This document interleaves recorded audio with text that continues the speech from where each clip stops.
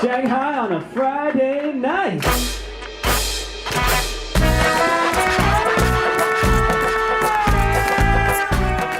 Pioneering fusion of electronic music and ethereal jazz has garnered critical acclaim and wowed audiences around the world. Please give a warm welcome to Dana Leong. 谢谢来听我的音乐. Thank you so much for being here and sharing this special time. Thank you to RADII and all the partners that are making this such a wonderful, monumental weekend for technology and for togetherness.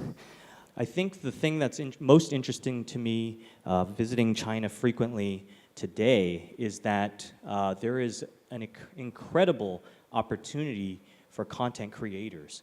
And I think that's been amplified multiple times over by the unexpected growth of streaming, putting the power in the place of the individual, and that's true around the world. But you know, in terms of the greatest opportunity because of the sheer population, it's really apparent here in China, right?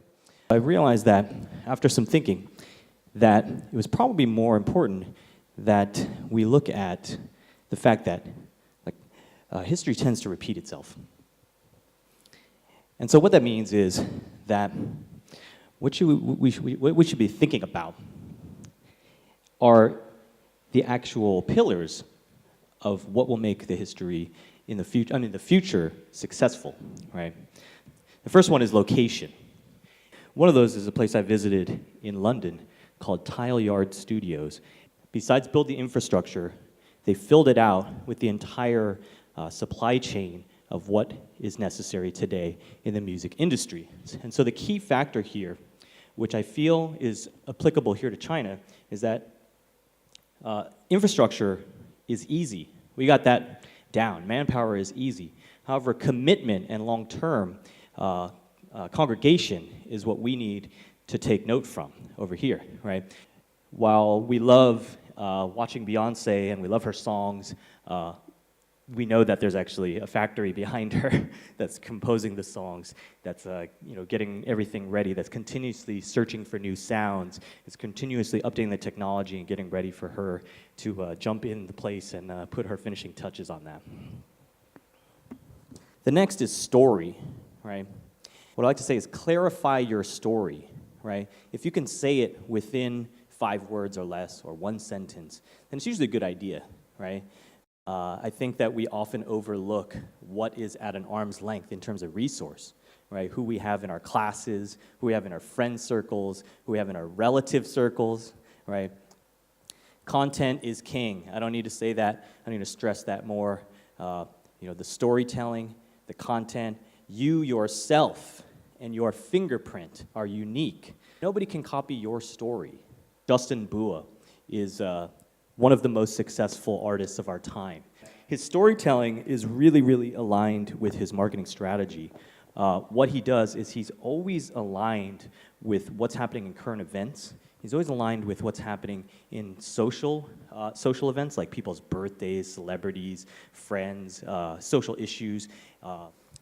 This is another friend. This is Connie Tamayo. She's one of the top music therapists in the world. Basically, she's done research for the last 45 years about how music affects our mind and our bodies. And she piloted a very interesting program where they gave music to people who were losing their memory. So, the last pillar, I say, is connect, right? Connectivity. I like to say that you should always get to the tastemakers, right? And what that just basically means is finding the experts in the industry and making the right offer at the right time, right? You don't need to know everyone. You just need to know the right people, and you need to give them the right offer that they're looking for at the time that they need it. Like I said, build identity, build community, leverage your social community, right? Leverage your friends, your popular friends. There's always somebody out there that's got a little more following than you, that has a different expertise than you, that has some intersection, right? Most importantly, is do what you love, right? Everyone can read into the authenticity of your enjoyment and the authenticity of your intentions. For me, that is to continue to connect people through music. It is to continue to perform and travel and discover the world.